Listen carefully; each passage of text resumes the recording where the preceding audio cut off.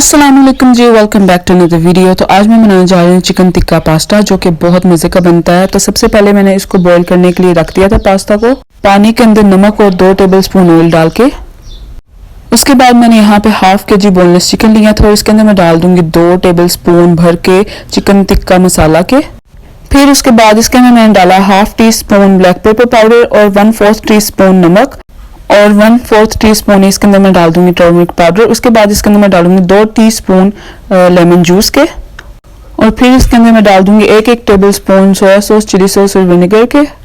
फिर इसके बाद मैं इसके अंदर 1 टेबल स्पून भर के टोमेटो केचप का डालूंगी। चिली गार्लिक मैंने यूज़ किया, अगर आपके पास चिली गार्लिक नहीं है तो आप टोमेटो केचप नॉर्मल यूज़ कर सकते हैं।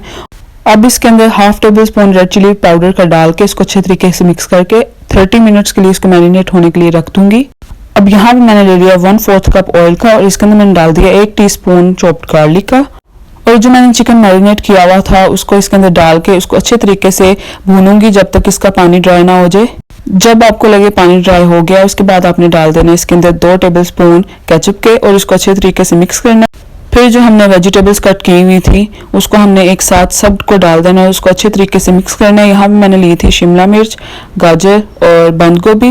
और अब इसके अंदर मैं डाल दूंगी सोया सॉस, चिली सॉस और विनेगर और सब चीज़ें मैंने नीचे मेंशन कर दी हैं।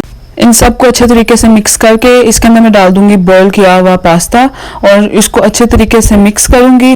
अगर आपको लगे कि पास्ता थोड़ा सा कच्चा रह गया तो उसको आप 5 से 6 मिनट के लिए दम पे रख दें। और लास्ट पर इसके अंदर मैं डाल दूंगी 1 चुटकी ओरिगेनो। और जी हमारा मज़ेदार सा चिकन टिक्का पास्ता बनकर तैयार है।